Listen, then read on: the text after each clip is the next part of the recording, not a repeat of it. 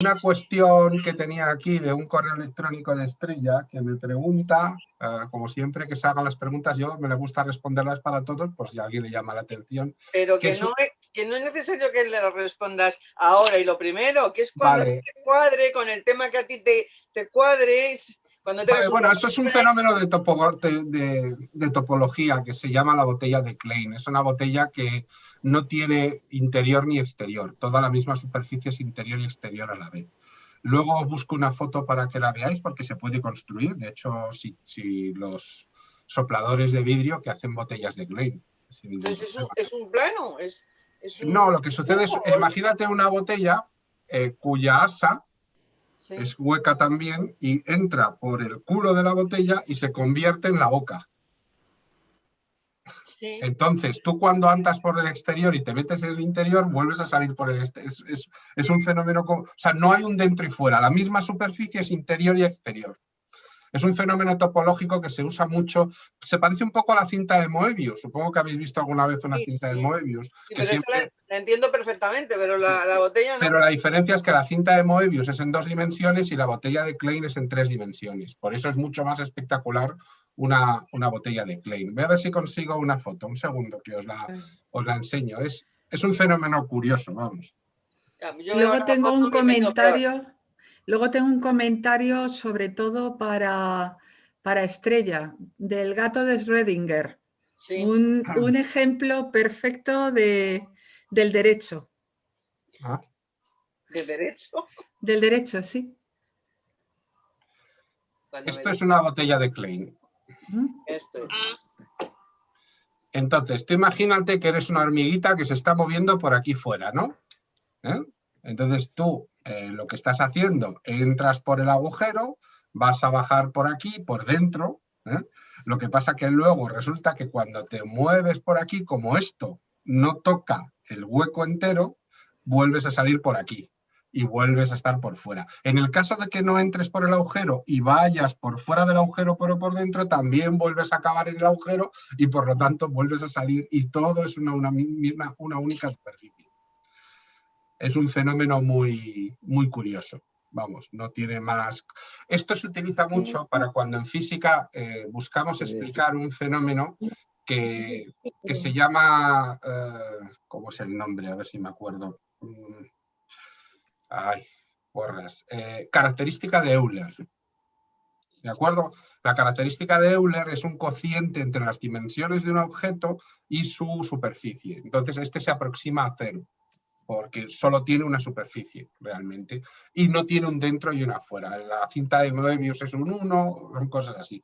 Lo que pasa es que a efectos reales no tienen más complicación. O sea, lo que buscamos siempre son objetos que no son euclideos, es decir, que no se pueden definir mediante las matemáticas tradicionales. La cinta de Moebius, por ejemplo, o la botella de Klein son objetos no euclídicos y en este caso, por ejemplo, pues tienen esa geometría tan peculiar.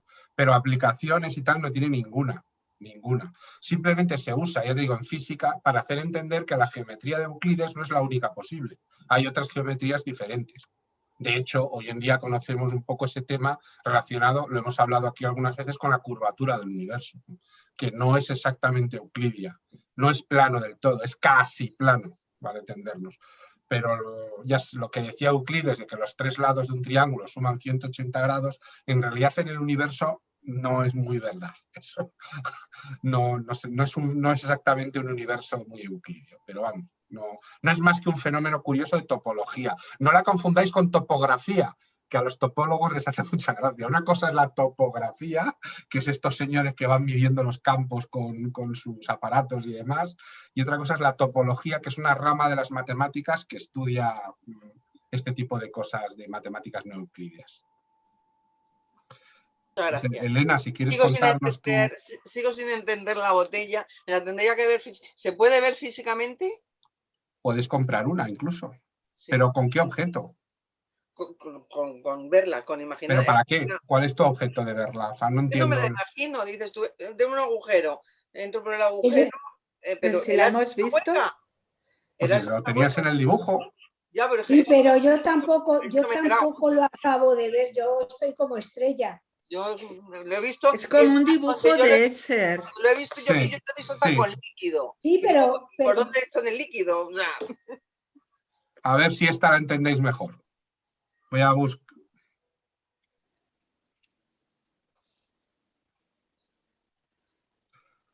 Perdona, voy a compartiros otra. Torpe, pero... No, yo también, Estrella. Estoy como tú.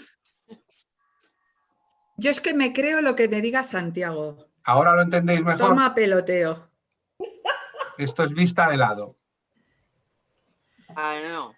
Qué mono. Esto es un agujero, ¿eh? Es decir... A ver, está hueca, ¿no? Claro. Es un tubo de ensayo. El asa este está hueco. Claro. Y además se mete dentro de nuevo de la propia botella y forma el culo de la botella, que aquí tiene otro agujero. Ya. Entonces, te muevas por donde te muevas, si tú no paras de andar por dentro de esta figura, si fueras un ser muy pequeño, estarías permanentemente entrando y saliendo y recorriendo su superficie exterior e interior sin dar ningún salto. Vale, vale. Siempre, pero, sin dar ningún salto. Nunca te vas a... O sea, nunca puedes estar dentro, ¿no? Sí, vale. Puedes estar dentro y sales fuera, pero no tienes que... Es un fenómeno muy curioso porque tú no percibes, no percibirías que haya dos superficies, que haya un interior y un exterior. Para ti siempre es una única superficie y a veces estás dentro de la botella y a veces estás fuera de la botella. En una botella normal hay dos superficies, el exterior de la botella y el interior de la botella, claramente. Y tú cambias de superficie para entrar. Pero en la botella de Klein no, tú andas por una única superficie y a veces estás dentro y a veces estás fuera. Insisto, los sopladores de vidrio os las hacen muy bonitas, es un adorno muy buscado y es muy caro además, porque son difíciles de hacer. Ese es un fenómeno que se puede fabricar y construir sin ningún problema. Pues ya estoy buscando una. Amazon, sí. A ver, estoy viéndola. Y veías cómo las sacaban, cómo soplaban, bueno, eso, con unas tenazas, como iban dándole forma, precioso. O sea que si alguien va por allí y le interesa, allí las hacen y te hacen la demostración. No sé, cuéntanos tú lo tuyo, Elena.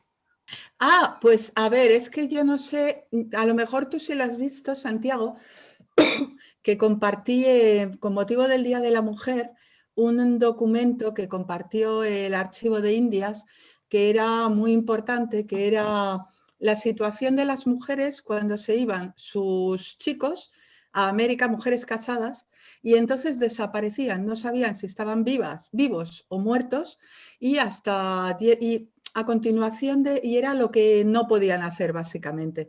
Pero luego hay un programa en la SER que hablaba no sé quién era, un especialista en derecho, y decía que realmente cuando alguien desaparece hay 10 años de plazo para que aparezca. Y entonces, evidentemente, hasta los 10 años, el estado es como el gato de Schrödinger, pensé yo, porque no está ni vivo ni muerto. Y cuando pasa los 10 años ya está oficialmente muerto, mientras que si abres la puerta, es decir, ves al señor que está vivo o ves el cadáver, ya sabes que está vivo o muerto. Entonces dije, concho, esto es un gato de Schrödinger, pero vamos, sí, como la copa del pie. Te deja que sigas adelante con tu vida de viudo o viuda, ni que te deja tampoco a la vez. Sí, es un gato de Schrödinger. Y realmente la comprobación es lo que dice si está vivo o muerto. Y claro, cuando pasan los 10 años, legalmente ya te dicen que está muerto. Pero mientras tanto, está modificando. A mí me pareció, digo, uy, esto lo tengo que compartir. Yo, sobre todo con Estrella, que le encanta el gato de Schrödinger. Sí, llegaron a compararlo con el gato, ¿verdad, Elena? Sí, yo creo, es que no sé si lo compararon. No, lo que pasa que yo, como soy muy friki y tengo influencias muy negativas, es decir, Estrella y Santiago, pues entonces pensé, concho, esto me suena un montón. Bueno, como puedes... Yo también te quiero. Como puedes ver, en Amazon... 24 euros. Sí. En Amazon tienes el 24 euros. Los gastos de envío se te ponen 30, más o menos. No, porque es premium gratis. No hay problema. Si eres Amazon Prime, ya no hay problema. El premium, digo yo, Prime. No, yo he dicho premium, porque, No, yo he porque dicho sí, premium o sea, también, pero es Prime, sí. Bueno, sí, vamos pero- a hablar hoy de algo que aparentemente pues, parece como algo muy, muy sencillito y muy conocido, pero que realmente tiene muchísimas cosas que no sabemos y que a mí, como también, además de la astronomía y de la ciencia, me gusta mucho la historia, tiene un componente histórico también muy curioso y muy divertido, que es el tema de los cometas, ¿de acuerdo? ¿Y por qué tiene este componente histórico? Pues porque veréis, en la antigüedad, pues ya sabéis que todas las religiones veían los cielos como algo bastante inmutable, ¿de acuerdo? Veían más o menos siempre las mismas constelaciones, las estrellas. Entonces, todo lo que aparecía raro, que no se correspondía con lo que habitualmente veían, pues les parecía una cosa como, esto tiene que ser un mensaje de los dioses o un castigo que nos viene o algo por el estilo. Esto, imaginaos con un planeta que en el fondo era una estrellita que no se movía como se movían el resto de las estrellas, ya eso les preocupaba. Pues imaginaros cuando de repente veían en el cielo uno de estos cometas, la sensación que les producía, claro, aquello era poco menos que el fin del mundo. Y esto no penséis que ha sido cosa de antigüedad y demás, porque en 1910, no la última, sino la penúltima ocasión en que el cometa Halley estuvo cerca de la Tierra, que de hecho ha sido la mayor aproximación de la Tierra al cometa o el cometa a la Tierra llegó a atravesar la cola del cometa, hubo muchísima gente que decía que íbamos a morir asfixiados cuando atravesáramos la cola del cometa Halley y hubo auténticas situaciones de pánico. O en 1989, cuando sucedió lo de aquella secta que se suicidaron en masa con era el Hyakutake, me parece recordar, el cometa Hyakutake, ¿no? Que decidieron que ocultan el Hyakutake había una nave espacial que venía a destruir la Tierra y que ellos se iban a escapar, y una de esas sectas pues se juntaron en Estados Unidos y decidieron suicidarse en conjunto. Es decir, que realmente los cometas han sido una cosa que históricamente son bastante importantes. Si habéis visto el tapiz de Bayeux, no sé cómo se pronuncia, disculpad mi francés porque el francés me ha superado. Bayeux o algo así. Bayeux. Bayeux. Es un tapiz muy famoso porque está dibujado un cometa, ¿no? Hay un cometa dibujado. Bueno. Es lo que os mandé por si queríais jugar. Es que era muy cachondo. Exactamente. No pude abrirlo. Y incluso, pues por ejemplo, Julio César acuña una moneda en el año 44 en la que aparece un cometa, el cometa del año 44, que también fue visto en prácticamente todo el planeta, porque tanto la cultura china como la India, por ejemplo, lo citan en el mismo 44 antes de Cristo, en sus respectivos calendarios.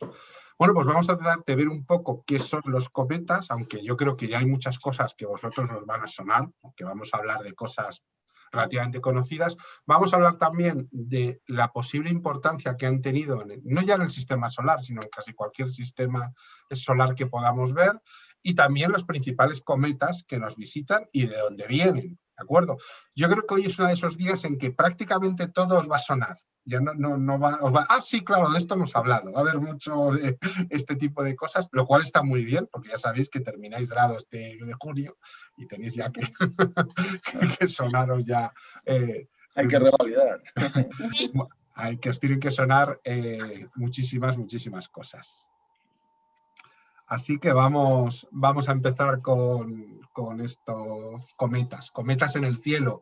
Perdón por copiarle o fusilarle el título del libro de este autor afgano, que ahora se me ha olvidado el nombre. Últimamente. ¡Ay, qué bonito! Sí, Hanif Kureishi. Por un libro que si no habéis leído os lo recomiendo. Hanif Kureishi, ¿puede ser? Sí, creo que sí es. Luego si quieres o si lo quieres tú, lo ponemos. Es un libro precioso, aunque las cometas a las que se refiere el autor afgano son las cometas de volar con el cable y todo lo demás, no los cometas de los que vamos a hablar, pero también están en el cielo, por lo menos una pequeña referencia bibliográfica. Bueno, ¿qué son los cometas? Bueno, pues los cometas, si cogemos una definición técnica del libro de astronomía, pues dice, son cuerpos celestes. Bueno, sí, como los planetas, las estrellas, los asteroides, todo lo que compone el universo. Y están constituidos por hielo, por polvo y por diferentes tipos de rocas. ¿de acuerdo? Los cometas orbitan alrededor del Sol igual que los planetas. Lo que pasa es que lo hacen de una manera un poco peculiar. En vez de tener una órbita coplanaria, ya sabéis que todos los planetas tienen la misma órbita, estos pequeños planetoides o asteroides o como queramos llamarlos, orbitan casi siempre por fuera del plano del sistema solar y además lo hacen en órbitas que se van muy lejos del Sol y luego terminan volviendo muy cerca. Con lo cual sus periodos de rotación alrededor del Sol, en vez de ser de un año, como en la Tierra, 10 años, 11 años, 100 años, a veces pues son, pues eso, 76 años en el caso del Halley, pero sabemos de otros que tienen 200, 300 o 500 años de tiempo de rotación. Aquí vamos a aprender a distinguir los cometas de ciclo corto, que son aquellos que tardan menos tiempo, y los cometas de ciclo largo, que son aquellos que a lo mejor incluso alguno ha venido una vez únicamente alrededor del Sol, porque su órbita es tan extrema y tan grande que a lo mejor tarda 50.000 años, bueno, no es que haya venido una vez, pero que le hemos visto una vez solo. ¿De acuerdo?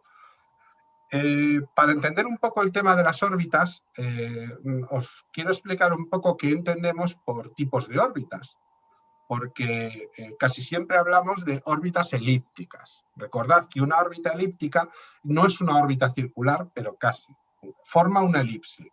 En una elipse, el Sol, aquí está un poco exagerado, pero bueno, está en lo que sería uno de sus focos, no está en el centro de la elipse. En un círculo estaría perfectamente en el centro. En la elipse está como hacia un lado. Por ejemplo, la órbita de la Tierra alrededor del Sol es una elipse, pero es una elipse tan poco elíptica que casi es un círculo, pero no es un círculo, ¿de acuerdo? Entonces, los objetos en el espacio se mueven de 4 formas distintas. Una órbita elíptica es la más típica, por ejemplo, los planetas alrededor del Sol. Luego tenemos, por ejemplo, una órbita circular. No es muy habitual, pero, por ejemplo, la Luna, si solo midiéramos su movimiento respecto a la Tierra, es prácticamente una órbita circular. Luego tendríamos las órbitas espirales. Pues, por ejemplo, una espiral sería lo que forma la materia que va cayendo en un agujero negro. No cae directamente. Por los efectos de marea de la gravedad, forma una espiral hasta que cae en el centro. Otro ejemplo los tenemos en el sumidero de un lavabo. Si abrís el agua no se va directamente, sino que os fijáis, va formando una espiral hasta que cae por el fondo. Y tendríamos, pues, las órbitas hiperbólicas, ¿de acuerdo? Estas son las más raras. Son aquellas que nos llevan lo más lejos posible. Por ejemplo, cuando lanzamos una nave espacial que queremos que vaya lo más lejos posible, la tenemos que lanzar con esta órbita. Estos son los 3 tipos de órbitas, ¿de acuerdo?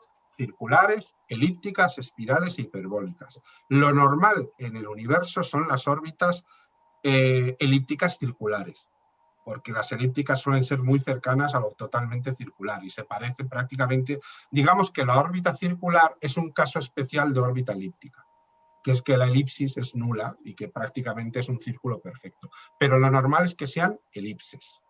Entonces, si miráis el GIF que se mueve en la izquierda de la pantalla, vais a ver que esto sería un cometa. El punto amarillo es el Sol. Cuando está lejos, el cometa no tiene nada especial, ni siquiera lo podríamos ver. Pero cuando se acerca al Sol, veréis que se calienta y sale la cola famosa del cometa. Es decir, esa cola solo se produce cuando está cerca del Sol, debido al calor que le llega de nuestra estrella. Cuando se aleja, la cola desaparece, porque el objeto se enfría y se congela. ¿De acuerdo? Entonces, todas esas colas maravillosas que vemos en las imágenes de los cometas solo se producen cuando el cometa está muy cerca del Sol. Y de hecho, la cola siempre se mueve al revés que el Sol. Si os fijáis en el GIF se distingue muy bien. La cola siempre está hacia atrás del Sol. Esto puede causar que si, por ejemplo, el cometa nos da la espalda, no veamos la cola muy bien. Lo que vemos es una mancha porque estamos viendo la cola por detrás. Y la cola del cometa es muchísimo más grande que el propio cometa. Llega a medir millones de kilómetros de largo, mientras que la cabeza del cometa puede ser una roca de apenas 1 kilómetro o menos. Pero la cola suele ser algo como absolutamente maravilloso. ¿De dónde saca tanta energía como para generar esa cola de millones de kilómetros? Bueno, no es energía, realmente es materia. Materia incandescente. Es una buena pregunta. Es una buena pregunta. Lo que sucede con los cometas es que debido a ese movimiento que tienen, cuando se acercan al Sol, se calientan y empiezan a perder materia. ¿De acuerdo? Es decir, que los cometas, en cada revolución que hacen alrededor del Sol, pierden masa. Y llega un momento en que desaparecen, porque la pierden completamente. Pero básicamente es vapor de agua. No, eso es un mito muy extendido. No, Y es que no, si son de hielo, es que si en su mayoría es hielo, al acercarse al Sol, no, lo que hace es no que es se hielo en evapora. su mayoría.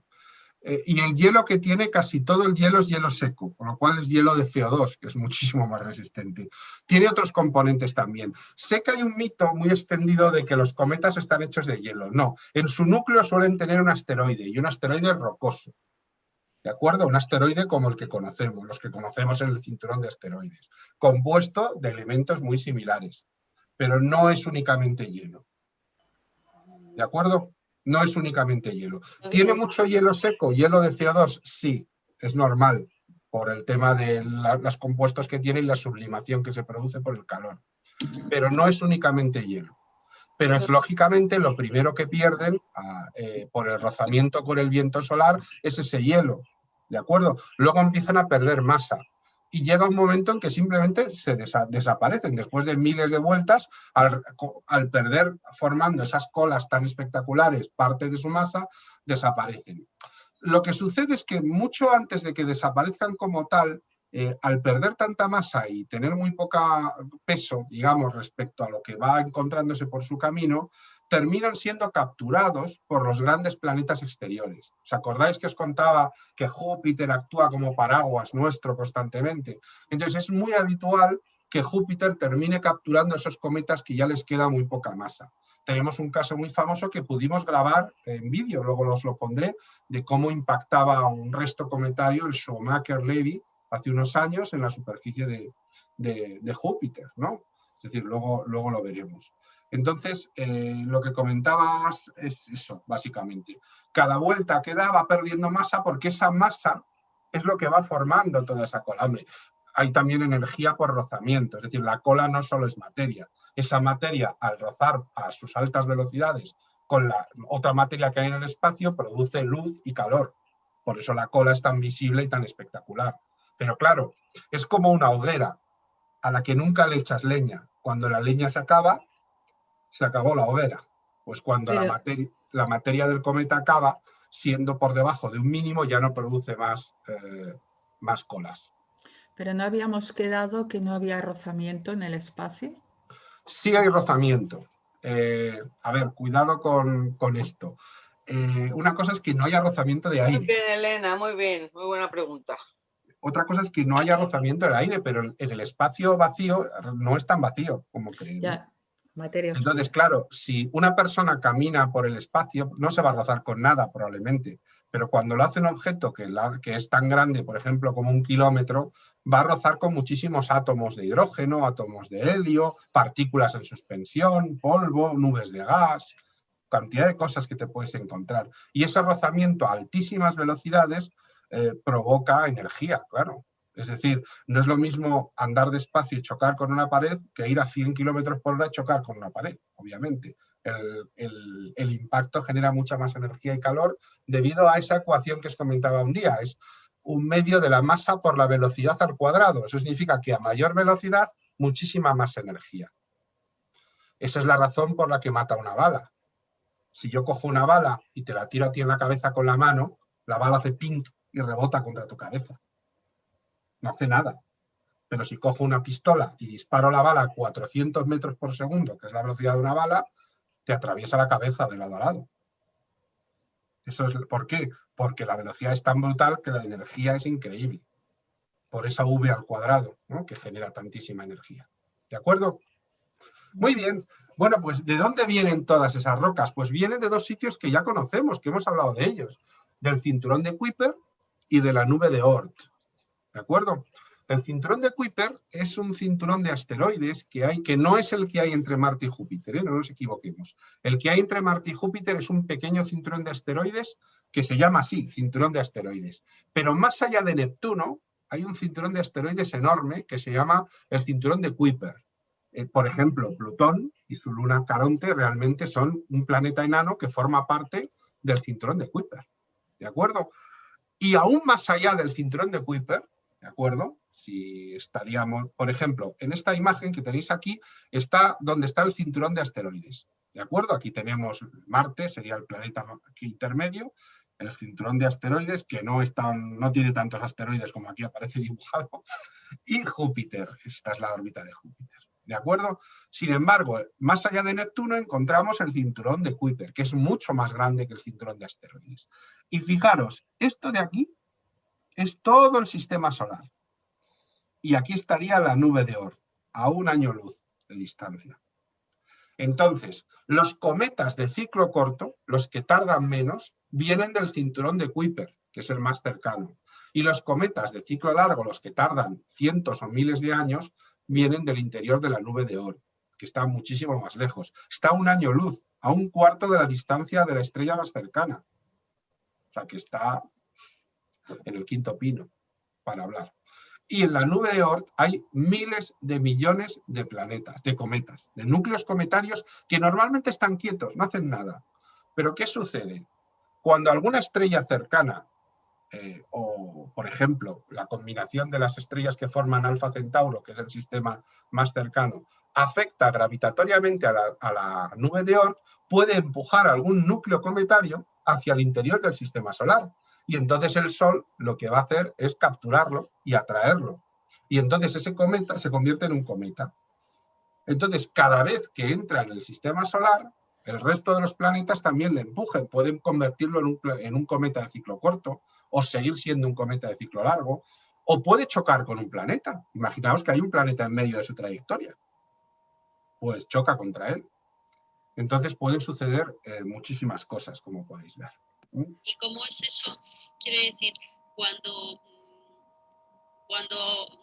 está parado y es atraído hacia el sistema solar, ¿es de forma aleatoria? ¿O se sabe si es de forma aleatoria o hay alguna serie de circunstancias que provocan que Creemos, porque no lo sabemos con seguridad, que se debe a influencias del sistema de otras estrellas cercanas? Es decir, cuando alguna de las estrellas más cercanas a nosotros se sitúa un poquito más cerca por su propia órbita alrededor de la galaxia de la nuestra, una pequeña variación gravitatoria puede provocar que se mueva uno de los núcleos hacia el interior. Ten en cuenta que estamos hablando de objetos que tienen muy poca masa comparado con la fuerza gravitatoria que generan las estrellas. Y con que entre un poquito más hacia adentro de la nube de Oort, el Sol la va a coger ya y la va a atraer con su fuerza gravitatoria. Entonces ya va a acelerar en caída libre hacia la estrella. La razón no se sabe. Lo lógico que cabe pensar es por la fuerza gravitatoria de una estrella cercana. Por ejemplo, hay también una teoría que dice que tal vez hay algún planeta mucho más lejano entre el cinturón de Kuiper y la nube de Oort, con una órbita muy extraña y muy larga. También podría encajar. Y ese planeta, periódicamente, al circular cerca de la nube de Oort, podría empujar núcleos cometarios hacia el interior también. Es ese famoso planeta X que algunos científicos comentan que podría estar más allá del cinturón de Kuiper, pero más antes de la nube de Oort. Esa también es una teoría que podría encajar perfectamente. Es decir, un 9º planeta del sistema solar que es oscuro, que está muy lejos y no le llega la luz. No tendría que ser muy grande, con que fuera un planeta del tamaño de Venus, Marte o la Tierra, sería suficiente para causar ese efecto. Esa es otra teoría. ¿Las preguntas al final? Pues no, si quieres hacer... No. Prefiero que me preguntes ahora porque igual se te olvida. Oh, no, la tengo apuntada. Además es que era una pregunta que tenía apuntada desde hace tiempo. O sea, me ha venido hoy como anillo al dedo. Pues como quieras. Ningún problema. No sé, pero a lo mejor hablas de ello. Es con referencia a de cómo se ha formado el cinturón de Kuiper y la nube de Oort. Sí, vamos a hablar de ello, pero justo ahora, con lo cual es fácil de responder. Vale, pues, bueno, aquí os dejo otro ejemplo. Ahora lo vamos a hablar de ello. Aquí os dejo otro ejemplo de la estructura del sistema solar, precisamente para introducir esa formación. El Sol, Mercurio, Venus, Tierra, Marte, Júpiter, Saturno, Urano y Neptuno. Esto se llama la zona de terminación, es decir, donde la energía del Sol deja de tener efectos frente al medio interestelar. Es el límite del sistema solar como lo conocemos, en el cinturón de Kuiper. Aquí está la heliopausa y ahí es donde está la Voyager, justo ahora. Lo ha atravesado hace unos años, vamos, más o menos está por aquí. Pues aún le queda mucho para llegar a la nube de Oort, a la Voyager. Fijaros que está por aquí. Aquí ya encontraríamos Alfa Centauri, que es la estrella más cercana a nuestro sistema solar, y el otro componente de Centauri, Alfa Centauri 79, que es el siguiente. Ya está dentro del espacio interestelar. ¿De dónde viene el cinturón de Kuiper? Bueno, el cinturón de Kuiper son los restos de la formación del sistema solar. Recordad que la nube de gas que formó el sistema solar, al estar en rotación, empujaba elementos hacia el centro, pero también elementos que estaban lo suficientemente en el borde para no tener atracción gravitatoria del núcleo porque estaban muy lejos, se quedaron allí. Es como los sobrantes. Eso es lo que no me cuadra. ¿Por qué? Eso es lo que no me cuadra. A ver, verás, lo tengo aquí apuntado. Si la nube de Oort y el cinturón de Kuiper proceden del disco protoplanetario que se formó cuando el sistema solar, ¿no? ¿Por qué no se unieron entre sí? ¿Entre sí o a otros planetas? Porque no tienen, porque aquí están tan separados que la fuerza gravitatoria que les une es nula. Son muy poca masa y están lejísimos el uno del otro. Las grandes velocidades de entonces lo hacían posible. Las grandes velocidades giratorias y lo hacían posible. ¿Por qué? ¿Qué tiene que ver la velocidad con la gravedad? Salvo para lo contrario. Justo la velocidad hace justo el efecto contrario, separa las cosas. Sí, ya. Pero... hace justo el efecto contrario. Pero de todas maneras, es que tienes que entender que el espacio que hay del cinturón de Kuiper a la nube de Oort es 10 veces mayor que el espacio que hay de Kuiper al Sol. Sí, pero la nube de Oort proviene también del disco protoplanetario. Claro, pero tuvo la desgracia de ser el borde, que no tenía capacidad para llegar hasta el centro porque se quedó allí. Nadie la traía al centro. Está tan lejos que la fuerza gravitatoria era nula para ellos. Era tan pequeña que era menor que su propia masa. ¿Y giraba o no giraba? Sí. Entonces, ¿por qué es esférico y no es plano como la nube de Oort? Porque era el borde. Justo, esa es la explicación, porque es el borde.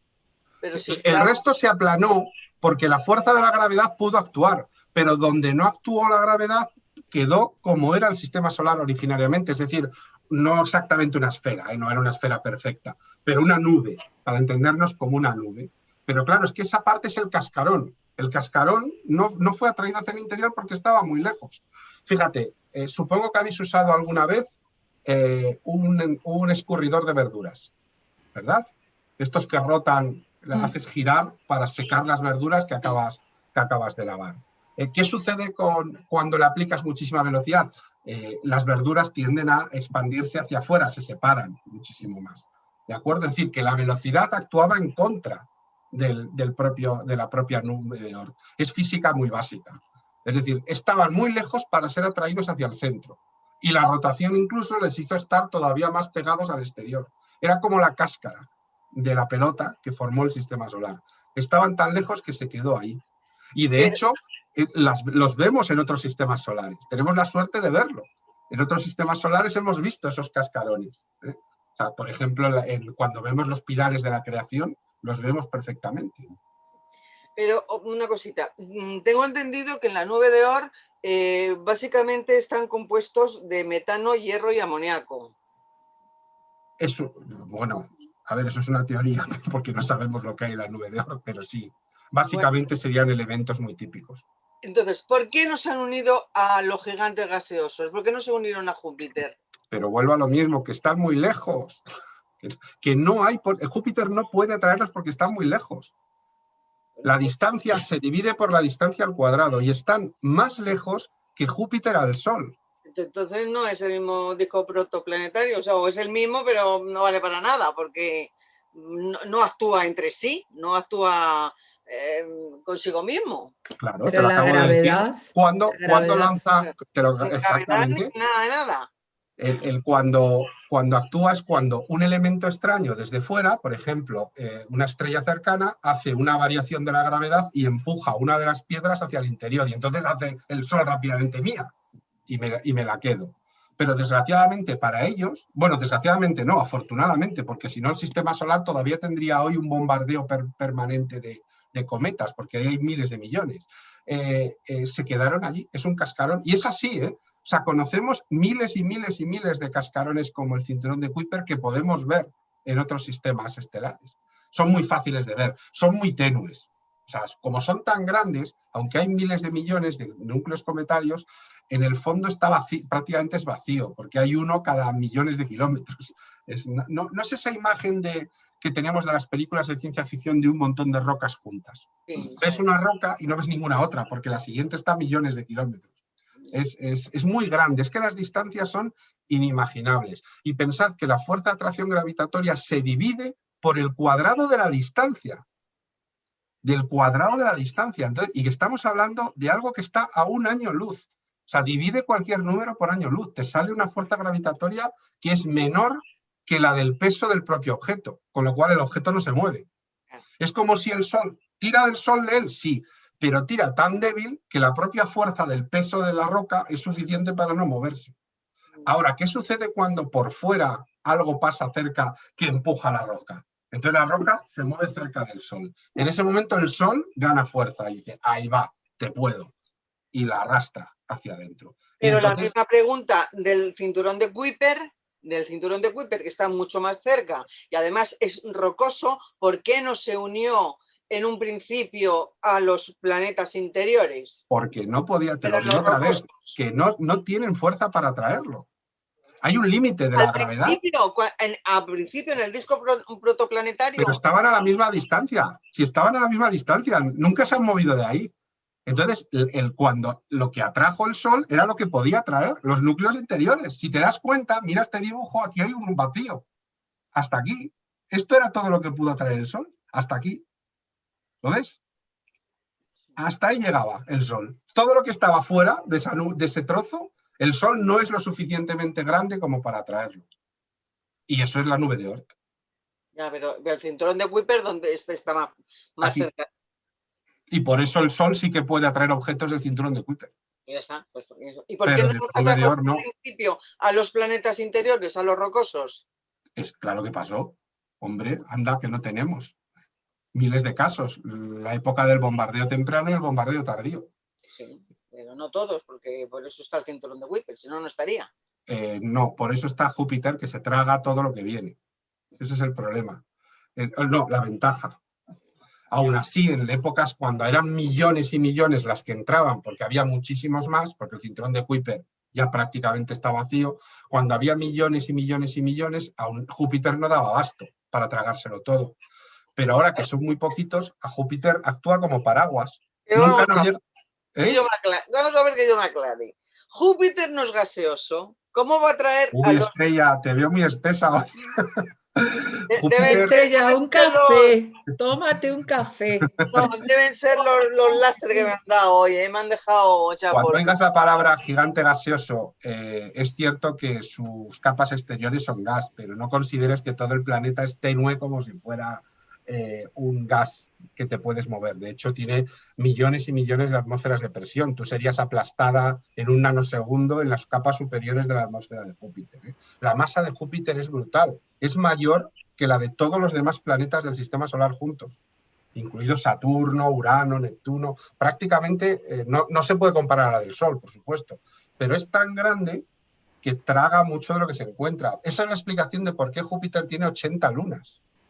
¿Qué pensáis? ¿Que tenía 80 lunas? No, son asteroides que va capturando, cometas que va capturando. Y dice, tú mío, y me quedo contigo cuando pasan cerca. Y los que no pasan cerca en muchas ocasiones los desvía. Y al desviarlos, evitan que caigan sobre la Tierra. Y aún así han caído sobre la Tierra, porque tenemos cráteres en la Tierra, ¿no? Es decir, que sabemos que han caído. Lo que sucede es que la estructura del sistema solar, tal como la conocemos hoy, nos da una ventaja enorme en la Tierra porque Júpiter nos protege un montón. Pero el hecho de que sea gigante gaseoso no quiere decir que no tiene esa fuerza suficiente para tragarlo. Luego verás las fotos de cómo no solo se traga al Shoemaker-Levy, no solo se lo traga, sino que antes lo destruye, lo pulveriza, solo con la gravedad, sin tocarlo. O sea, tiene tantísima gravedad que cuando el cometa se acercó demasiado a él, lo trituró, lo hizo pedacitos. Y luego se comió todos los pedacitos. Y como si nada. Y, o sea, y era un cometa gigantesco, ¿eh? Era un cometa de 10 kilómetros. Eso es un auténtico monstruo. Y Júpiter lo trituró. Santiago, cuando Júpiter, digamos que atrapa el caso de las lunas, ¿no? Es decir, que no las trituró, se mantuvo, la gravedad de las lunas, de esas lunas, se añade a la gravedad de Júpiter. Es decir, le hace todavía más fuerte, digamos. No, están en órbita, no necesariamente. Sí que es cierto que ninguna de esas lunas, salvo sus 5 gigantes, son lunas estables, terminan cayendo en el planeta. ¿De acuerdo? Tarde o temprano se las come a todas, menos a sus grandes lunas, a las que realmente son suyas. Y ahí sí, en el momento que traga material, lógicamente, sí que lo incorpora a su masa. Pero la razón fundamental de la existencia de la nube de Oort, volviendo un poco a la pregunta, es que estaba justo a la distancia a la que el Sol no podía atraerlo. Esa es la razón fundamental. Tengo una pregunta, Santiago. Dime. Porque dices que los cometas vienen tanto de la nube de Oort como del otro que has dicho, no me acuerdo. Del cinturón de Kuiper. Vale. ¿Cómo van los de la nube de Oort hacia el Sol si dices que no está dentro de su gravedad? Por influencia externa. No sabemos cuál. Probablemente creemos que es una estrella cercana o un posible planeta que esté entre el cinturón de Kuiper y la nube de Oort. Es decir, hay algo que de vez en cuando perturba la nube de Oort y empuja hacia todos los lados posibles núcleos cometarios. Los que se empujan hacia el interior del sistema solar caen hacia el sistema solar. Os voy a poner un ejemplo que hemos conocido, ¿no? ¿Os acordáis del objeto interestelar, de nombre tan extraño? Muamua. Podemos llamarle Muamua y ya. Sí, porque se parece. Yo, de verdad, que nunca he sido capaz de pronunciarlo. Si lo sabéis alguno mejor que yo, a mí me cuesta. Muamua. Yo a mí me ha costado, pero al final me lo aprendí. Creo que sí. Muamua. Creo que sí. Creo que es de Hawái, ¿no? Es de por ahí. Sí. Y significa, bueno, pues no me acuerdo. Ese es un objeto que en su sistema solar de origen sufrió el mismo proceso, pero en vez de caer hacia el interior del sistema solar, fue empujado hacia el exterior de su sistema solar. Y entonces está viajando por el espacio. Y de vez en cuando es atrapado por un sol como el nuestro y sigue con su trayectoria. Es desviado por su sol y tiene una trayectoria hiperbólica. ¿Os acordáis que al principio lo hablábamos? Entonces se mueve entre el espacio interestelar. ¿Qué es? Pues sí, en su origen era también de la nube de Oort de otro sistema solar, que no se llama la nube de Oort en este caso. ¿De acuerdo? Esa es la razón por la que se produce. Ojo, de todas maneras no sabemos la razón. Se sospecha. ¿No tendrá que ver a lo mejor también con lo de la materia oscura? Pues no lo sé, pero fíjate, no lo he leído, pero podría ser a lo mejor la influencia gravitatoria, que hay algún tipo de burbujas de materia oscura. Desconocida. Podría ser. No lo sé, o sea, porque realmente no lo sabemos. Es decir, hay algo que periódicamente perturba la nube de Oort y no sabemos qué es. No sabemos si son las estrellas más cercanas al sistema solar, no sabemos si hay otro planeta ahí situado entre el cinturón de Kuiper en esta zona de aquí. La Voyager desgraciadamente no nos puede dar información porque sus cámaras hace mucho que dejaron de funcionar, que perturba la nube de vez en cuando por una órbita rara y también provoca ese efecto, no lo sabemos. Lo lógico son estas dos explicaciones, pero ya sabéis que a veces luego surge otra tercera, cuarta o quinta y es la que termina siendo verdad. Porque, por ejemplo, según este dibujo, está tan cerca de Alpha Centauri que tendría que tener más influencia por Alpha Centauri. Sí, es que la línea es logarítmica. Sí, no es un dibujo muy bueno porque la línea es logarítmica. Te das cuenta que es 10, 100.000, 10.000, 100.000 millones. Claro, que son 10 veces. Claro, es una escala logarítmica, no es una escala normal. Las escalas logarítmicas hace que todo esté... Es que como es tan brutal la distancia, si la ponen en línea, no cabría. Entonces han usado una línea logarítmica. Tienes razón en que visualmente te puede engañar. porque te da la sensación, está, para que os hagáis una idea, a un cuarto de la distancia que hay a Alfa Centauri. Alfa Centauri son 4 años luz y está a 1 año luz, pues un cuarto. Pero Solo entonces, le quedaría a una nave 3 cuartos de viaje después de Alfa Centauri. ¿Quién sabe? A lo mejor tenemos ahí unos extraterrestres que de vez en cuando juegan al billar con los núcleos cometarios y nos envían algún regalo a nosotros. Y a los dados, ¿no? por ejemplo, el Moamua este que dices que algo alteró la nube de Oort y entonces fue atraído al sistema solar. No, Oumuamua no es de nuestro sistema solar, eso seguro, porque Claro, el no movimiento es. es parabólico, sería, perdón, hiperbólico, es de otro sistema solar. Igual que ha entrado, luego vuelve a salir. Claro, Como se ha ido, de hecho se ha ido. Claro, pues a eso voy, porque una vez que entra el sistema solar le atrae. Luego, ¿qué es lo que hace para que consiga perder esa atracción y volverse a ir fuera de la atracción solar? Newton. Del sistema solar nuestro. Newton. Y claro, que haya algo que le empuje y que entre.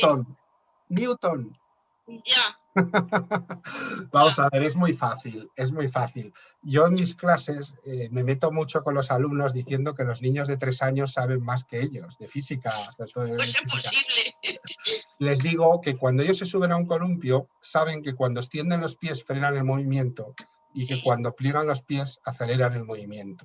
Sí. ¿De acuerdo? Eso es el momento inercial más típico. Pues aquí estamos hablando de un objeto en vuelo parabólico que, lógicamente, cuando se mueve alrededor del Sol, va cogiendo energía del Sol. ¿Os acordáis del efecto onda? Con lo cual acelera ganando velocidad la suficiente para escapar de la atracción del Sol y seguir su viaje. Vale. Es Newton puro y duro, así de fácil. Así funcionan las naves espaciales, así se mueven. Ahora, salvedad. La única salvedad es que un planeta acabe en su trayectoria. Claro, porque entonces lo que va a hacer es chocar contra él y se acabó el viaje. Claro. Pero de momento la carambola no la ha tenido, con lo cual él sigue su viaje tranquilamente. Claro, pero lo curioso es que la atracción del sistema solar sea tan fuerte como para atraerlo y luego vaya a conseguir acumular tal cantidad de energía que pueda doblegar la fuerza de ese la ley de la solar gravedad para volver a salir. No tiene nada de curioso, es la ley de la gravedad, de verdad, ¿eh? No tiene nada, es básico, pero, básico. Sí, es simplemente básico. Tú cuando está Santi, lo acabo de admitir, cuando la aceleras por un tobogán, también ganas energía, de manera automática, sin que tú hagas nada. Sí. Por culpa de la aceleración, o gracias a la aceleración. Es física básica, no tiene ninguna complicación. Ojo, lo curioso de este objeto era saber de dónde venía y por qué se había desprendido. No es tanto entender el objeto. A los científicos les llama la atención porque ahora ya hemos descubierto más objetos de este tipo, pero en su momento era el primer objeto que veíamos. Ahora ya sabemos cómo mirar y dónde mirar, y eso nos ha permitido después ya descubrir más de 20 objetos similares. Pero lo curioso es saber... Pues fíjate, una de las cosas curiosas de este objeto es su forma, por ejemplo, ¿no? No es lo habitual. Ahora, ya sabéis que lo habitual no tiene por qué ser una pelota, sino que los asteroides tienen formas muy raras. Lo que pasa es que este tenía una forma extrañamente rara. ¿Para qué nos vamos a engañar? ¿Y tu opinión sobre Aviloev es buena o mala? ¿Por qué? Digo, ¿te parece un tipo serio o un cantamañanas? No, defiende una idea, vale. No puedo decir nada más. Es decir, tú no te mojes. Ya. No me mojo porque lo que defiende no puede ser demostrado. Claro, él dice que tampoco rebatido, pero claro. O sea, es que decir, a mí ese tipo de afirmaciones sin pruebas y sin nada, como decir, es que yo lo sé porque soy yo. Vale, pues muy bien. Es que a mí cuando un tipo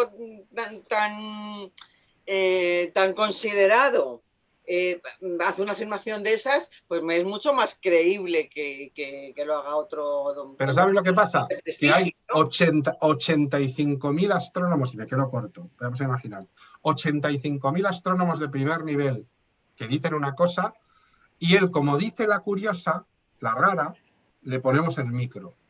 Oh, la rara, joder, súper importante. Sí, pero es lo de siempre, ¿no? Yo siempre digo el chiste del conductor suicida.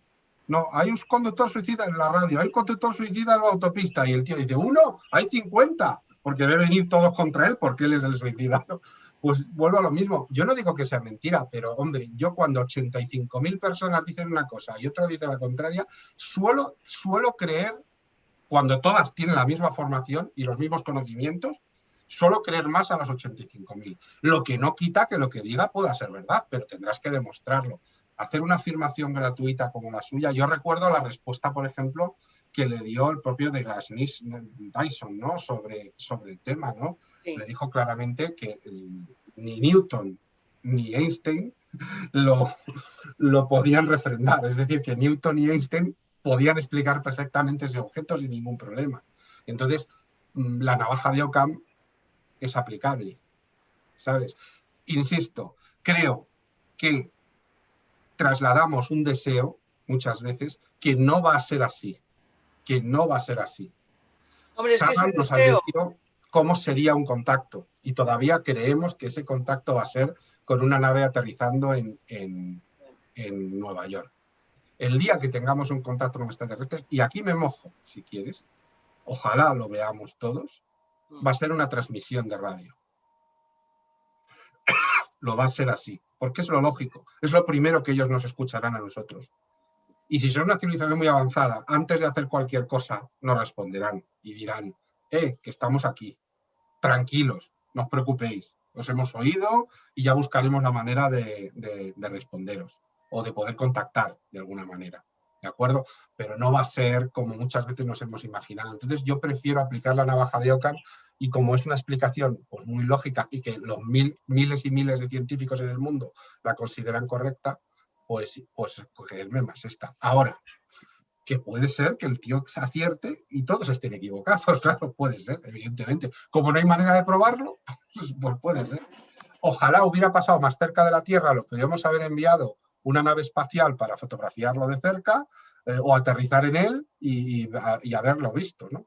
Aunque a la velocidad que se movía como para aterrizar en él. Bueno, la verdad es que cuando alguien de prestigio dice algo que a ti te gusta, pues te da claro, alegría. si hay un refuerzo automático. Alegría, ¿no? Sí, si hay un refuerzo automático, de acuerdo. Yo cuando hice el doctorado, en esa época había muchas referencias positivas a las supercuerdas, y yo cada vez que salía un artículo decía, bien, están ahí dando tal. Luego cuando muchas de esas ideas han terminado siendo denostadas o apartadas y demostradas que eran falsas, pues te quedas un poco así. Pero es que al final, pues la ciencia avanza a base de procesos de ensayo y error. Y también te digo una cosa, está bien que haya gente, está muy bien que haya gente que piense diferente también, y que lo diga. No es malo. No es nada malo que haya gente que piense diferente y que piense esto, para nada, O sea, yo creo que también esa gente hace que los demás trabajen más, investiguen más, por supuesto, y también abren formas diferentes de pensar. Yo creo que es muy sano. Si la ciencia no es crítica consigo misma, no avanza. No avanza. No, se queda parada y entonces no avanza. No sabía que tenías el doctorado. Esto es un lujo. Cada día descubrimos un lujo nuevo contigo, ¿eh? Eso fue en mi época, bueno, fíjate, estamos hablando del año 97. Que sea, pero no todo el mundo tiene el doctorado. Bueno, lo que pasa es que también en esa época para dar clase era casi necesidad absoluta. Y además te justificaban el CAP, entonces. Si tenías doctorado no tenías que hacer el CAP, lo cual también era una doble ventaja. Y me ofrecieron una beca y nada más terminar la carrera la hice. José Cernicharo. Bien. Que fue mi director. Bueno, para que veáis también un poquito el proceso de los cometas, como podéis ver aquí, no sé qué hora es, vale, vamos bien. El núcleo, cuando está muy lejos, cuando se va cayendo hacia el Sol, se empieza a calentar, ¿de acuerdo? Y con la radiación solar es cuando se produce esa doble cola, porque hay dos colas, una formada por polvo y otra más por radiación, porque no es una solo. Luego veréis las fotos como además son visibles las dos. Originalmente siempre se dibuja una porque hay una mucho más visible. Cuando se aleja del Sol, pierde el calor, se vuelve a congelar y vuelve a viajar más allá del cinturón de Kuiper o hasta la nube de Oort o hasta donde quiera ir y luego volver. Por ejemplo, tenemos el cometa Halley, ¿no? Es el ejemplo más evidente, cada 76 años. Esto es muy curioso porque, aunque el cometa era registrado perfectamente cada 76 años desde la época de los romanos, a nadie hasta Edmund Halley se preocupó por poder formular esto. Desgraciadamente, Halley se murió antes de poder ver confirmada su teoría, y el cometa Halley iluminó su tumba en Londres, pero no y bueno, por lo menos le decidieron nombrar a ese cometa que cada vez que llegaba le ponían un nombre, pues entonces ya dijeron, no, siempre es el mismo. Cada 76 años este cometa aparece por aquí, es un cometa de ciclo corto, realmente. Fijaros, aquí se ven muy bien las dos colas, ¿las veis? Sí. Sí. La energética y la de polvo. La azulada es la energía, ¿de acuerdo? La blanca suele ser más bien polvo también, y también calor dispersado. Esto es el cometa Halley, por cierto. Pero una pregunta, ¿y por qué se aleja tanto? No sé. Bueno, fundamentalmente porque viene desde allí. Es capturado desde esa distancia, entonces se aleja otra vez a esa distancia. Ten en cuenta que es como un péndulo, para entendernos, aunque el movimiento que define un péndulo es una elipse realmente, cuando tiene efecto gravitatorio. Esto lo podéis... ¿Habéis visto alguna vez un péndulo de Foucault? Sí. Sí. El péndulo de Foucault dibuja una elipse en su movimiento, aunque es un péndulo. Entonces el péndulo, por su propia energía, vuelve hacia el punto de origen siempre. De hecho, yo, por ejemplo, otra en clase que siempre hago, sobre todo con los más jóvenes, es ponerme el péndulo aquí en la nariz, ¿no? Soltarlo, y no me muevo, y claro, cuando miren que da mi cara, todos gritan que me va a romper la nariz, pero es imposible. Físicamente no me puede tocar. Es decir, no, el péndulo solo puede volver hasta la posición de inicio, ¿no? Lo que hace el efecto gravitatorio es moverlo un poco lateralmente y va formando la elipse en la que se mueve. Esa es la razón. Entonces vuelve al lugar donde fue capturado. Siempre ese movimiento. ¿Cómo se descubre? Pues básicamente con fotografías, en las cuales, como puedes ver, se fotografían objetos que, como las posiciones para hacer una foto al espacio, ya sabéis que se abre el obturador durante mucho tiempo. En vez de un instante de décimas de segundo, son 2 o 3 segundos. Y a veces incluso más. Eso hace que si el objeto se está moviendo más rápido que el fondo, no aparece como una estrella, como un punto, sino que aparece como una línea. Cuando aparece eso ya sabemos que es o un asteroide o un cometa. ¿De acuerdo? Aquí tenemos, por ejemplo, el 7968 Elst Pizarro y el 3553 Don Quijote. Son dos cometas de ciclo corto, y el caso del Don Quijote es además un cometa que está muerto, ha perdido toda la masa, ya nunca generará cola. ¿De acuerdo? Se sigue moviendo su resto hasta que acabe chocando con algo, pero ya no tiene masa suficiente como para calentarse y producir esas colas tan espectaculares. Lo que comentábamos, ¿de qué están compuestos? Pues un poco lo que ha dicho Estrella: agua, hielo seco, que es hielo de CO2, amoníaco, metano, hierro, magnesio, sodio y determinados silicatos. Lo que compone el sistema solar. Es decir, tampoco es... Básicamente esos son los componentes del 99% del sistema solar en los planetas. La estrella, evidentemente, hay que meter hidrógeno y helio. Estas sustancias están congeladas al estar muy lejos y no les llega ningún calor. Es curioso porque hay muchas teorías que dicen que una de las maneras más lógicas de explicar la presencia de agua, tanta agua en la Tierra, es que se formó por un bombardeo cometario en la primera época del sistema solar, cuando había muchísimos más cometas.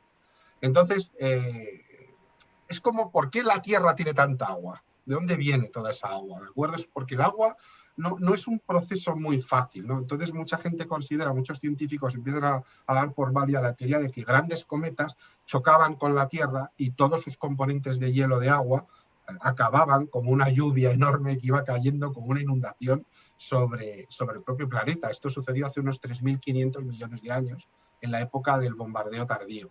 ¿De acuerdo? Al principio esto era una teoría muy extravagante, un poco, mira, volvemos a lo que comentábamos, Estrella, como que lo decían 3 o 4 nada más. Pero es una teoría que poco a poco se ha ido adaptando. Es cierto que tenía muchos defensores, no eran solo uno, sino que había mucha gente que lo hablaba. Y el resto no estaba en contra, pero bueno, no lo veía muy claro. Pero poco a poco se han ido convenciendo, aunque todavía no es una cosa que podamos considerar como seguro. ¿De acuerdo? Aquí también tenéis, por ejemplo, un cometa que poco a poco va perdiendo masa, ya genera muy poca cola. Son fotos del 2013 del asteroide activo, que es un cometa, el 2013 P5. Es una foto del Hubble. Y bueno, como os digo, la sublimación al acercarse al Sol va produciendo que pierda energía y que pierda materia. ¿De acuerdo? Esto significa que al final del todo perderá tanta materia y energía que ya no producirá cola, y al ser tan pequeño tiene muchas más posibilidades de ser capturado por los grandes planetas, Neptuno, Urano y Saturno, pero sobre todo por Júpiter, claro, porque ya será con mucha menos masa, ha perdido velocidad y por tanto es mucho más sencillo de capturar. El cometa aunque sea rocoso. ¿Eh? Vale. Aunque sea rocoso, ¿no? Aunque sea rocoso. Santiago, perdona, sí. La velocidad a la que se mueve, me imagino que es diferente cuando se acerca al Sol, Por se supuesto. calienta, se dilata, mientras que cuando se aleja, se compacta, es menor el rozamiento. No solo por eso, sino porque el ¿no? movimiento en una elipse hace que te muevas más rápido en las zonas cercanas al foco y más despacio en las lejanas. Es también por física, no solo porque esté más compactado o no el objeto, sino si en un movimiento circular tu velocidad angular es la misma, pero en un movimiento en elipse tienes más rapidez en los movimientos en un foco que, por ejemplo, cuando te estás a más distancia del foco. Pero sí, efectivamente es así. Las colas son enormes. Llegan a medir, la del Halley llega a medir 30 millones de kilómetros. Madre mía. 30 millones de kilómetros. Es decir, más o menos pues la distancia prácticamente entre la Tierra y Marte. Para que os hagáis una idea del tamaño gigantesco de esas colas. Por supuesto son tenues, no más que polvo y energía. No tienen nada especial. Pero claro, por eso en 1910, cuando la Tierra atravesó la cola del Halley, mucha gente pensaba que eso iba a tener gases venenosos que iban a asfixiar a la población humana. De hecho, por si lo queréis leer un día en internet, seguro que lo encontráis, el propio Arthur Conan Doyle escribió un relato contando eso, ¿no? Cómo al atravesar el cometa la gente se asfixiaba. Es el propio Conan Doyle. Conan Doyle, además de su personaje famoso de Sherlock Holmes, tenía un científico que hacía una serie de novelas sobre él, que era el profesor Challenger. El profesor Challenger tenía aventuras, que se iba a sitios en Sudamérica que había dinosaurios, que viajaba por el espacio. Bueno, era una cosa así como muy loco del propio Conan Doyle. Y tiene una historia que coincide en la época temporal, en 1910, con el paso del cometa Halley. Bueno, aquí tenemos, por ejemplo, uno de los que hemos visitado, también de ojo el nombrecito, Churyumov-Gerasimenko, ¿no? Ya sabéis que los nombres son elegidos por aquellos que los descubren. Casi siempre son matrimonios. El matrimonio Churyumov-Gerasimenko son los apellidos del hombre y la mujer, ¿no?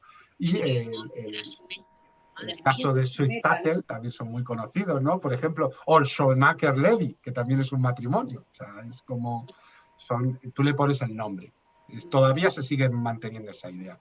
Este fue visitado por una sonda de la Agencia Espacial Europea, la Rosetta, ¿os acordáis? Esto fue hace 3 años, ¿no? Y incluso aterrizó un pequeño módulo, que es el que toma esta foto, sobre este asteroide de esta forma muy rara. Yo, cuando lo vi, un animal. Parece un zorro con la cola así muy, no sé, cada uno ve una cosa, ¿no? Es como... Visto de abajo arriba, parece un zorro, y visto del revés... Un león, tal vez, no sé. Un león, parece un león, sí. Visto del revés, parece un león raro. La cabeza de un león con un cuerpo raro. Un cuerpo pequeño respecto a la cabeza. Bueno. Y bueno, aquí también os dejo un poco otra de las curiosidades más importantes, que es que las 2 lluvias de estrellas más típicas, ¿no? Pues por ejemplo las Perseidas, las Etaquáridas, las Oriónidas, las Leónidas, todas las lluvias de estrellas más conocidas están causadas por cuando la Tierra atraviesa la ruta de un cometa. Como el cometa va dejando polvo y restos de su paso, cada vez que a lo largo de la órbita lo atraviesa, pues tenemos la lluvia de estrellas. Llega el 10-12 de agosto, las Perseidas. Llega noviembre, las Leónidas. Es decir, vamos atravesando y teniendo, porque son los antiguos caminos de cometas que a veces ya ni existen. Algunos de esos cometas ya ni existen, pero todavía han dejado restos y los seguiremos atravesando durante millones de años y seguiremos teniendo lluvia de estrellas causadas Santiago, y en esa lluvia de estrellas, en esos fragmentos de polvo que van dejando, ¿puede haber virus y bacterias o algo de vida? No, cuando vemos una lluvia de estrellas ya sabéis que se queman los restos de polvo, Sí. se desintegran a grandísima altura. Es quemado, vale. Es desintegrado, literalmente. Si el objeto es más grande, lo vemos como un bólido quemándose hasta que desaparece. El fin de semana pasado tuvimos uno en Andalucía bastante grande, pero se queman. Y bueno, ya sabéis que se dice mucho que los cometas son bolas de nieve sucias y eso ha dado a entender que están hechos de nieve o de hielo y no es únicamente. Ya sabéis que la sonda Deep Space 1 sobrevoló también el cometa Borrelly, que tuvimos también el sobrevuelo del cometa Halley en 1986 por la Agencia Espacial Europea, con la sonda Giotto, del nombre del pintor, ¿no? Es decir, que tenemos muchísimos datos ya conocidos, ¿no? Y bueno, de deciros también que tenemos los dos tipos de cometas, periodo corto y periodo largo, y dentro del periodo corto los que llamamos la familia de Júpiter, que son cometas que Júpiter los ha medio desviado, capturado, y entonces tardan muy poco en volver porque dan la vuelta por detrás de Júpiter, y luego los de tipo Halley, que van más lejos, porque van más allá de Neptuno, y tienen órbitas, por lo tanto, que van entre 20 y 200 años. Pero aunque sean 200 años, sigue siendo periodo corto. Hay cometas de periodo largo que a lo mejor tienen miles de años de tiempo orbital. Y luego también, esto es un rollo que tampoco me quiero parar, se les añade una letra al nombre para indicar el tipo de cometa. Si es una P, es un cometa periódico, es decir, que sabemos que vuelve cada cierto tiempo. Si es una C, es un cometa no periódico, no sabemos si va a volver o si es un objeto que simplemente tiene una órbita extraña, pero que luego no va a volver. La D son cometas que han desaparecido, por ejemplo, Shoemaker-Levy, ¿no? Son cometas que ya no existen porque o fueron destruidos o han perdido toda su materia. La X son para cuando todavía no sabemos qué son, porque no hemos podido observarlo mucho todavía. La A son aquellos que inicialmente se pensó que eran cometas, pero luego resultaron ser asteroides. Y la I son para los que son objetos interestelares, como ahí lo tenéis, 1I Oumuamua. Efectivamente, Estrella, lo pronunciabas bien. 1 porque es el primero que se detectó, y porque es interestelar, y luego el nombre, Oumuamua, ¿de acuerdo? Inicialmente fue clasificado como C2017-11, es decir, se pensó que era un cometa no periódico, pero no, luego quedó claro que era un cometa interestelar. Luego también se pensó que era un asteroide, se le llamó A217-U1, y finalmente ha sido clasificado con el nombre de 1I. Aquí tenéis el supuesto diseño de este objeto, porque no hemos podido verlo realmente, solo veíamos un reflejo parcial y por los sistemas de radar lejano utilizando interferometría espacial. El objeto era más pequeño de lo que pensábamos. Inicialmente pensábamos que medía kilómetros, varios kilómetros, y luego es mucho más pequeño. La agencia encargada de poner nombre y detectar es el Minor Planet Center en Estados Unidos. Si descubrís un cometa, tenéis que enviar un correo electrónico rápidamente al Minor Planet Center y con el nombre que queréis, bueno, el dónde está, para que ellos comprueben que no la ha descubierto antes otra persona o que es un objeto conocido, y el nombre que le queréis poner, ¿no? ¿De acuerdo? Se pueden poner hasta los nombres de 3 personas, normalmente 2. Pero se podrían tolerar hasta 3 personas. ¿Y qué hacen? ¿Que verifican que está ahí efectivamente, claro, o cómo? Tú les das las coordenadas, ellos apuntan varios telescopios en el mundo a las coordenadas dichas y comprueban si eso no ha sido ya detectado y grabado anteriormente y tiene una identificación o un nombre. Que no es así, pues hay gente que se dedica profesionalmente a esto, sí. Que tiene instalaciones, simplemente son los cazacometas. Se dedican a esto como Shoemaker-Levy a detectar y tienen un montón. Shoemaker-Levy 1, 2, 3, 4, van añadiéndole nombres, ¿no? Bueno, ya lo que os comentaba, en la antigüedad estaban relacionados con malos augurios, con batallas, con nacimientos, siempre con cosas normalmente no excesivamente malas. Buenas, quiero decir. Hoy en día, quizá el único riesgo que vamos a tener es que uno de ellos pudiera chocar con la Tierra. Lo bueno es que lo detectaríamos con muchísima antelación. Y no hablo de días, de meses. Hablo de años. Deberíamos venir con muchísima antelación hacia nosotros, para producir ese choque. Ojo, la excepción podría ser un objeto interestelar porque viaja más rápido, pero aún así dispondríamos de año y medio, 2 años, ¿no? para poder detectarlo. Bueno, algunos cometas famosos, pues el cometa de César del año 44 a.C., el gran cometa de 1577, el gran cometa de 1744, que dicen que tuvo 6 colas diferentes. Pasa, como en esa época no había fotos, pues lo único que tenemos son los dibujos. El gran cometa de 1843 y de 1882, el cometa Biela, que se partió en 2, además se rompió a la vista y luego hubo, durante un tiempo la gente podía ver en el cielo 2 cometas. Y da lugar a una lluvia de estrellas porque al final el cometa quedó destruido. El Collía, dijeron que era un cometa de colores muy, muy intensos también en el siglo XIX. Y ya un poquito en nuestra época, o en el siglo XX por lo menos, pues el Churyumov-Gerasimenko de la Sonda Espacial Europea, el Encke, el Hale-Bopp, el Halley, por supuesto, el Shoemaker-Levy, los Tempel-Tuttle, Swift-Tuttle, y el McNaught, que ha sido el último gran cometa gigante que hemos podido ver desde el planeta Tierra en el año 2013, quiero recordar. Aquí os comparto algunas fotos. Este es el gran cometa de 1882, cuando ya podemos ver. Este es el 3 de Biela, cuando se partió en 2, antes de destruirse definitivamente. Es un grabado, no tenemos fotos de él. El Hale-Bopp en 1995. El cometa Halley, aquí en pequeñito, pasando por delante de la Vía Láctea. Veamos qué foto más bonita. Justo pasando por delante. Aquí tenemos el cometa Halley en 1986. Una foto muy típica que veis en muchísimos sitios. El Hyakutake en 1996 también. Fue sobrevolado por una sonda espacial.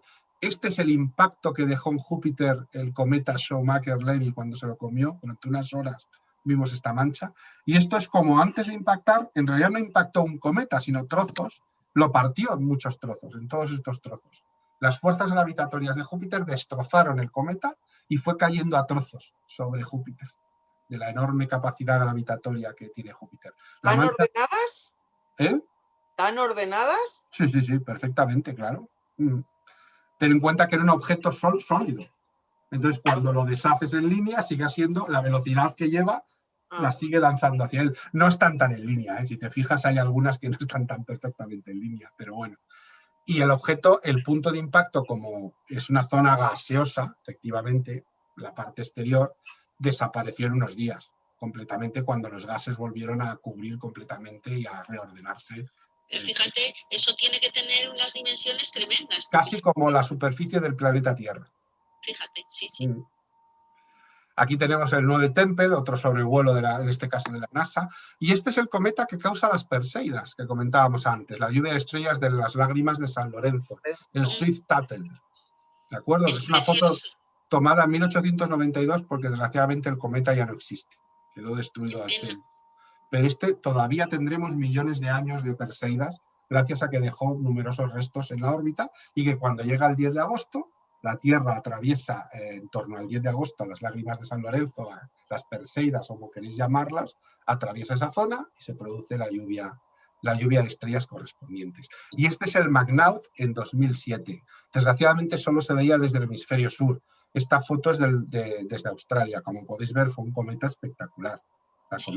La cola era gigantesca. Y además con unos colores amarillo-anaranjados que lo hacían realmente espectacular. Fue en el año 2007 y no lo pudimos ver. Pero el año pasado tuvimos el Neowise, el Neowise. Sí, es verdad. ¿Os acordáis de él? Esta foto está hecha desde Canarias, del Instituto Astrofísico de Canarias, que fue muy bonito. Y me vais a perdonar, yo no tengo software, cámara para hacer fotos, pero esta foto es mía. Yo creo que la compartí el verano pasado con vosotros. Sí. Y aquí está el Neowise. Se ve. Sí, sobre la casa de mi pueblo. O sea, estábamos ahí, es de noche, y se veía justo con esa orientación perfectamente el Neowise, ¿no? El último cometa que hemos podido ver con cierta claridad desde España el verano pasado. Una de las pocas cosas interesantes que pudimos ver el verano pasado. ¿Y alguno que se espere próximamente? O... Desgraciadamente no tenemos previsto. Hay en el 2024, pero no se va a ver muy bien. Será más por el hemisferio sur, quiero recordar. Luego se envió una lista de próximas observaciones para que lo podáis tener. los jubiletas nos podemos ir al hemisferio sur. Efectivamente, Si nos dejan salir. que ya estamos vacunados. Ahí te quiero ver. Que os den el pasaporte de vacunación. Con carnet de movilidad. Sí. Las que faltan se van a quedar aquí. Ah, se siente. Nos vamos a Argentina, ¿no? Argentina, O a Nueva Zelanda. Sudáfrica, Australia, Nueva Zelanda, el que sea, la Antártida si es necesario. Para ver una Ay, qué cosa de chulo, qué chulo, sí. cualquier cosa nos vale. Cualquier cosa nos vale. A ver a el Perito Moreno y de paso el cielo. Preguntas, cuestiones que se os ocurran sobre el mundo de los cometas o cualquier otra cosa. Hay cometas en todos los sistemas solares, entiendo, ¿no? Sí. De hecho, los vemos. Es decir, hemos detectado cometas bastante grandes en sistemas solares relativamente cercanos. Por ejemplo, en Wolf 359 hay una foto, si la encuentro luego la comparto, de un núcleo cometario relativamente activo cuando se acerca a su estrella. Yo, Santiago, antes has dicho, dice, por suerte tendremos meses, años para poder predecir que se va a acercar. Si alguno hubiera en rumbo de colisión clarísima, de las múltiples maniobras que pudiéramos hacer, ¿cuáles, y si es que hay alguna viable de verdad o todos son conjeturas? Pues de momento realmente viable ninguna, pero tenemos varias líneas de trabajo en lo que llaman el tema de defensa espacial, y cuando hablan de esto no se refiere a defensa de contra, sino de este tipo de cosas. Una de las primeras opciones sería bombardear el cometa con láseres de alta potencia a mucha distancia. Eso lo podríamos hacer cuando aún está lejísimos para calentar el objeto y provocar que pierda más masa rápidamente y que se desvíe de su dirección. Eso es. Esa sería la primera, la más fácil. Es decir, se dispara todo tipo de láser desde la Tierra, pero a mucha distancia. Como viaja a la velocidad de la luz, tardan minutos u horas, en el peor de los casos, cuando todavía el asteroide está a meses o incluso años de poder impactar. Esa sería la primera línea defensiva. ¿Tenemos tecnología ya a día de hoy? Esa sí que la tenemos. De la Tierra, no de ningún satélite, desde aquí. De la propia Tierra, sí. Cuanto más en el espacio estés, más potencia va a tener el láser porque no atraviesa la atmósfera. A lo mejor sería mejor poner en órbita los láser o en la superficie de la Luna, por ejemplo, se podría hacer. Otra podría ser, a la vez que se hace eso, enviar una misión robotizada con velas solares para un lateral del asteroide o del núcleo cometario, hacerlo más oscuro, de tal manera que se caliente más por un lado que por otro. Y eso lo empuje por presión del viento solar a otra dirección. Eso es otra opción que se podría tomar. Y esa es una opción que ya es factible también ahora. Otra opción sería, pues lo hemos visto en alguna película, es enviar una misión tripulada en este caso y cuanto más lejos mejor, evidentemente, por una razón muy obvia, y es utilizar un arma nuclear muy potente dentro del cometa. En la superficie del cometa o dentro ya del cometa y volarlo. Pero claro, tiene que ser muy lejos, porque si lo haces muy cerca, en vez de caerte un cometa grande, te caen 10 cometas pequeños. Entonces, cuanto más lejos, mejor. Y si vemos un objeto luego más pequeño que todavía viene en nuestra dirección, es más fácil de destruir, ¿no? ¿Y la tripulación qué pasaría? Porque claro... Bueno, una tripulación que va, hace el agujero, como hemos visto en las películas, pone la bomba y se vuelve, lógicamente. Claro, se muere allí. Claro. No, se vuelve. Sacan un cable, la mecha, y ya cuando llegan lejos prenden la mecha. Y en alguna cuestión pues sería también de dispararle todo nuestro arsenal nuclear cuando esté relativamente cerca, como última medida de emergencia. Evidentemente lo va a destruir, pero también nos va a llover trozos durante semanas y meses de asteroide. Pero bueno, como última, el problema de los misiles nucleares es que su alcance es muy limitado porque están pensados para bombardear países, no para volar al espacio. Entonces, básicamente sería cuando estuviera el asteroide entre la Tierra y la Luna. Con lo cual, podrías evitar el impacto de algo enorme, pero durante semanas o meses te iban a estar cayendo trozos y además el coordinar el lanzamiento de tantísimos armas nucleares a la vez desde varios países que las tienen o submarinos o lo que fuera y que programarlas todas para que volaran el objetivo. Por eso es la solución más... No sé si se pondrían de acuerdo siquiera para usarlas todas. Y además eso. Eso para empezar. Quisieran poner ponerse de acuerdo ya nos habíamos extinguido, porque con lo lentos que van, Yo la última... que si lo hablan, que si lo deciden, que si no, que si mañana, que si pasado, que unos dicen que sí, los otros que no. Hoy en día la ciencia propone mucho más el tema del láser y del tema de las velas solares. Claro. Es parece la solución más limpia, porque desvías un poquito en la lejanía y cuando llega aquí se ha desviado un montón. Claro. Todavía no, pero en breve podríamos tener tecnología para saber hasta de qué dirección moverlo y, por ejemplo, enviarlo al sol y que se siguiera con el sol. ¿Cuántas posibilidades hay de que eso ocurra? Muy pocas. Es una carambola muy difícil. Es una carambola, pero ha pasado. Sí, claro. Simplemente la estadística lo único que necesita es tiempo. Claro, mira, para que pase algo estadísticamente tiene que pasar mucho tiempo, ¿no? Claro, entonces, la estadística de ese suceso es segura. Sí. Segura. Si tú juegas a la lotería primitiva durante 200.000 años seguidos, seguro que te toca un día. No. Oye, ¿y si cambiamos una trayectoria de un cometa, no acaba afectando a las trayectorias de otros cuerpos celestes? No, es muy poca masa. La mariposa que vuela. Es muy poca masa. Sí, pero no somos nosotros.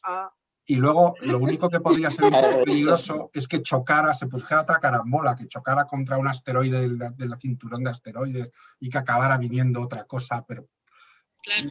es muy difícil. Hombre, que no nos veamos en esas, porque si no, creo que las cuevas nos vendrían muy bien. Yo vivo en el último piso y no me hace ninguna gracia, la verdad. Yo también vivo en un ático. Nosotros también. Y yo. Efectivamente. Aunque viviéramos en un primero nos iba a servir de poco, porque ya, pero en el último te lo llevas.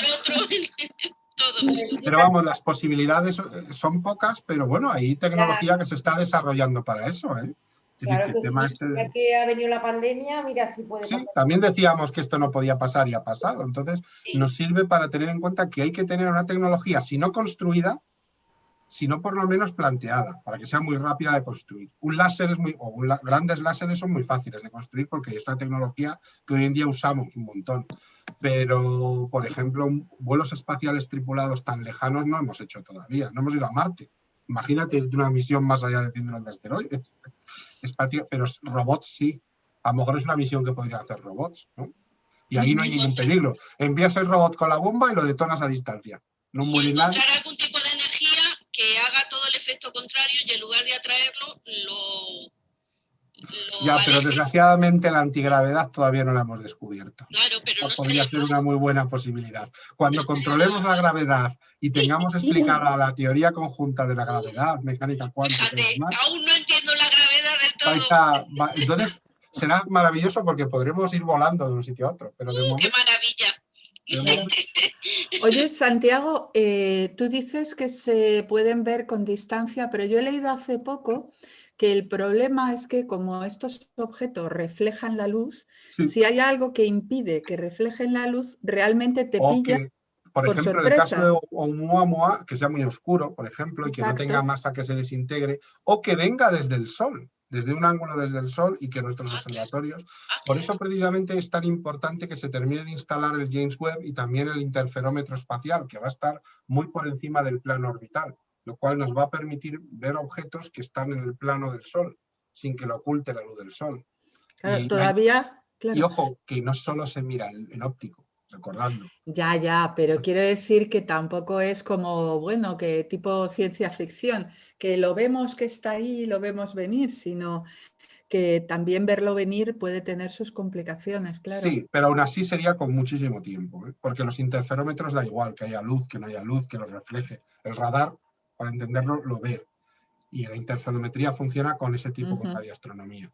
Entonces lo ves. No tienes ningún problema. Y ahora ya sabemos el truco, ¿no? Que es un poco lo que se ha hecho gracias a Oumuamua, ¿no? El utilizar interferómetros a gran escala para detectar el objeto y luego telescopios espaciales para hacer detecciones en pequeño y mirar su trayectoria.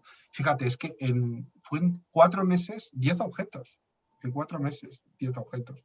Una vez que supimos cómo mirar, hemos visto que hay muchos objetos de este tipo moviéndose así. No es nada raro. Entonces, el problema está que si el objeto fuera muy grande y viniera hacia nosotros, pues habría que hacer una combinación de varias cosas, empezar a calentarlo con los láser, enviar misiones robóticas para ver si se puede poner algo, o enviar misiones robóticas con armas para ver si podemos volarlo a mucha distancia. Habría que hacer varias técnicas, ¿no? Lo que pasa es que las películas nos han dado una imagen como que enviamos a Bruce Willis, ¿no? Que haga como una bomba y lo vuela. Si tenemos preparado Marte, nos vamos allí. Sí, claro. También. O a Tom Cruise, ¿eh? O a Tom Cruise, o al héroe de turno, al héroe americano, sobre todo americano, de la NASA y con la bandera de Estados Unidos ondeando al viento que no hay en el espacio. Es decir, que es fundamental eso, ¿no? Pero bueno, fuera de bromas, si se plantea el caso, yo creo que tecnológicamente ya hay muchas cosas que se podrían hacer.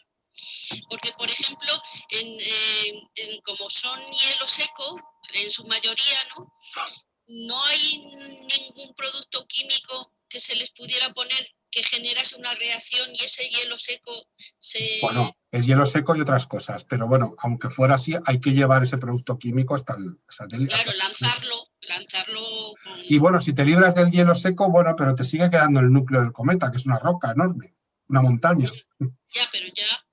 Bueno, sí, pero ojo, que el cráter, que lo que sucedió, ¿os acordáis de la explosión aquella en la ciudad rusa hace el 2013 que reventaba todo aquello?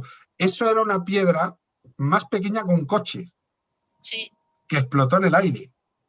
Madre mía. O sea, imagínate que caiga una cosa del tamaño de una colina, que es 1 kilómetro escaso. Eso te revienta una ciudad entera, como una arma atómica. Vamos, no hay virus que pueda con él, nos manda a todos a hacer... Entonces, claro, cuando hablamos ya de objetos de 10 kilómetros, como por ejemplo el que explotó o que cayó en la época de los dinosaurios, estamos hablando de objetos más grandes que el Everest. Que vienen hacia nosotros a miles de kilómetros por hora. Entonces, recordad el tema de la energía que produce esa velocidad y esa masa, claro. Pero bueno, que aún así hay tecnologías ya pensadas para ello, ¿no? No somos nadie, ¿eh? Bueno. No somos nadie en medio del universo. Hombre, si tienes en cuenta lo que ha pasado con el barco ese, que si llega a durar un poco más, igual nos pone a todos en crisis, pues imagínate, cualquier chorrada. ¿Qué barco? Que ya... bueno, sí. El barco del canal de Suez. Yo cuando pasó eso, hora de parque. Dije que... Hora de ir al parque. Sí, voy. Dije que mi mujer. Que has escrito hace un rato. ¿Vas a venir a buscarnos? Digo, sí. El caso es que cuando leí lo del barco, dije, yo ya no sé qué más puede pasar. No puede pasar algo más, fijo. Pero siempre puede pasar algo más. Madre mía. Bueno, mientras que sigamos vivos y podamos contarlo, pues bueno. Mejor que no nos pase, pero en fin, los vacunados, seguid generando anticuerpos, por favor. Eso. Ahí estamos. Os van a llamar en breve. Hasta junio. Lo antes posible. Hasta junio no nos toca la segunda. Sí, hasta junio, no, hasta julio. ¿No? Al resto, digo al resto. No, que a mí me ha dicho mi doctora que no me la ponen de momento, que no me ponen esta, que igual no me la ponen. Perdona, Águeda, ¿cuándo decías? Yo tengo hora el 15 de junio. ¿Ya tienes hora? Para la segunda dosis. Sí, pero porque no se lo ha hecho por el sistema de las seguridad social. Sí, como a mi mujer en el hospital ya le daban las 2 horarios. Sí, los que ponen lo de la Pfizer y tal, como son 3 semanas, te suelen dar la otra hora ya. Claro, pero esto que son 3 meses, es que nadie se compromete en 3 meses a saber qué va a pasar con toda la vacuna. Pero a ti es que decían la AstraZeneca, ¿verdad? 10-12 meses, 10-12 semanas han dicho. Sí, 10-12 semanas me dijeron a mí. A mi hermana también le dijeron eso, 10-12 semanas. Claro, 3 meses. WhatsApp que se tiene que ir Santiago, me pongo nerviosa. Que la que sea, os la pongáis. Vale. Por supuesto. Venga, buen fin de... Chao. Hasta la próxima semana.